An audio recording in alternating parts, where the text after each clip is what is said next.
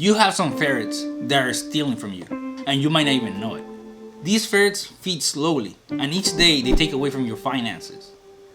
Look, I'm not going to tell you you should do this or you should do that and blah blah blah. No. Everybody's situation is different. And even though there is advice that in general works for most people, and I could also share with you what has worked for me, the real reason why you're not getting ahead is because of these little guys, these ferrets. You can focus all of your energy and research on finding out all the to-dos and what you should be doing, but fundamentally, you will not be able to enjoy any of the benefits of doing any of those things until you stop the behaviors that negate the effects of those positive habits. These bad habits are sneaky, money thieves that we all deal with, and most of us don't even realize it. I call those bad habits ferrets, from the Latin word ferritus, which literally means thief. Now, let's start with ferret number 1. This cute little guy, it's about not taking advantage of your employer match for your 401k, or at least not maxing out the available match that is there for you, which is literally free money. Free money that you're leaving on the table.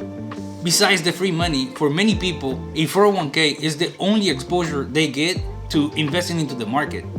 I believe that everyone, when they're starting off, needs or should start investing by using their 401k and definitely taking advantage of the match. At the same time you're exposing yourself to the market, you're investing into your own retirement. The earlier you start and the more you put in, the better your financial situation will be now and in the future. So make sure you get rid of that little ferret. Cute little guy, but get rid of it.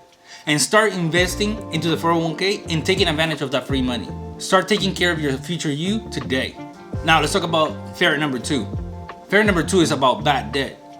Debt is part of most people's lives, and I won't tell you that debt is evil or that you should avoid it completely. But there's a difference between debt and bad debt. High interest credit cards are part of that bad debt category. Credit card usage should be avoided, but if needed, it should only be used for necessities, and do your best to pay it off as soon as possible. If you're having to use credit cards to cover expenses and you use them in a consistent basis, you need to make adjustments. What I have done in the past and helped me get out of the cycle of using bad debt is that I will contact my bank and ask them for a balance to be converted into a personal loan. With that, now this becomes a fixed cost going forward, and I do not use any more credit until I pay that off. Another option, or for a second credit card, will be to shop around for a zero interest intro rate. If you transfer your balance using this type of offer, you will get some time to work on paying it off without losing money to interest and actually putting more money into the principal, which is the balance of your card. Whatever your situation is, please know that high interest debt is a killer and you should avoid it at all costs. If you're going to use credit, make sure you are able to pay it off each month. If you can't pay it off each month, then you need to make adjustments in your expenses. Take a look at this little guy. This is ferret number 3. Ferret number 3 is about not having a budget. You can only keep track of so much in your life, but knowing where your money is going has to be on top of your list. Most people do not have a budget.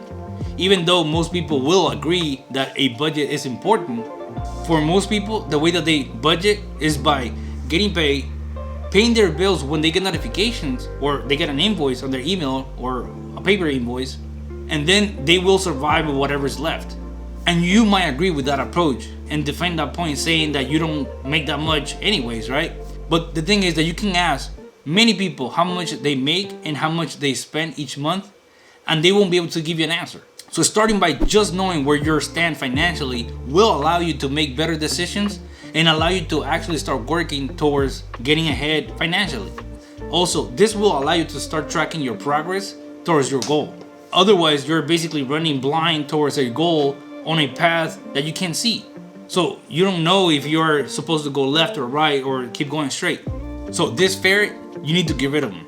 If you want to be able to start tracking your progress, you need to get rid of ferret number 3. Now let's move on to ferret number 4. This one is about not automating. Today, basically everything is done online. And if it's done online, it can be automated. Most likely, your paycheck is already deposited to you automatically. Your rent or your mortgage should easily be set up automatically. All of your bills should be set as autopay. Your savings and your investment should also be automated. I would suggest this: having a separate checking account for your investment and savings, and ask your payroll provider or whoever your admin is to help you set up a deposit split from your check. That way, that is set up to go to that specific account automatically, and you never even see that money hit your account. After this, basically every decision about your money should be automated. With this, you'll be taking away your decision making from your own finances. Something that worked for me and might work for you is ask the different companies that you use, Netflix, subscriptions and everything, to move your due dates and make them align with when you get paid. With this, I staggered my expenses during the month, but had every bill set to be automatically paid, including my investments and my savings. Like this, I don't get hit with a massive bill at the beginning or the middle of the month or the end of the month, and I have my expenses staggered throughout the month. Now this one is ferret number 5, which is lifestyle inflation. This ferret is a little tricky one because most of us want to feel that we got an upgrade every time we get a raise or start making more money. The problem is not that we upgrade our lifestyles. The problem is that we just let it be and don't actually have a plan to upgrade it. If you don't take care of this ferret now, when you start making more money, you will allow lifestyle inflation to eat away any of that new money that you're making now and won't actually get closer to your goals, even after making more money. But if you have a budget and a set goal on how much you will be saving and investing, percentage-wise, then you will force yourself to only use the actual available money to upgrade your lifestyle. My personal guideline is this: max out your 401k contributions. Save or invest at least 10% of whatever your take-home is. Multiply your take-home check by 0.1. Build a fund that covers at least 3 months of basic expenses, things like housing, food, utility, cell phones, transportation. I believe that these should be the minimums for anyone that actually wants to get ahead and build some peace of mind. Now let's move on to ferret number 6. This guy is about not investing in yourself, your skills. A lot of people get stable jobs and they stop educating themselves and never again invest in improving their skills or their knowledge. Most people believe that the experience that they are gaining will be enough for the rest of their careers. But think about it. If you are becoming more and more expensive for your company to keep you around and keep you employed, sooner or later you'll be competing with a newer workforce that has new, fresh, and updated skills. Unless you stay competitive, your experience will only protect you so much or carry you so much. Always dedicate some time to sharpen your skills and learn new skills if possible. Investing time and resources in yourself will always pay off down the line, either at your current career or if you end up looking for new opportunities later on. Now this little guy is ferret number 7. Ferret number 7 is about basic finance terms. Financial education and understanding key concepts like budgeting, investing, assets, liability, credit, debt will allow you to better understand your options.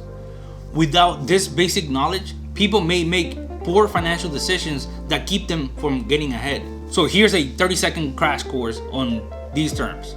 Budget means writing down all your money coming in and money going out, accounting for every single dollar. Know exactly where each dollar is going. Investing, buying into a company or a group of companies, usually using online platforms like Schwab's, Robinhood, or even your bank. This is not the same as savings. You save to purchase something, you invest for the long term. Assets, stuff that make you money by owning them.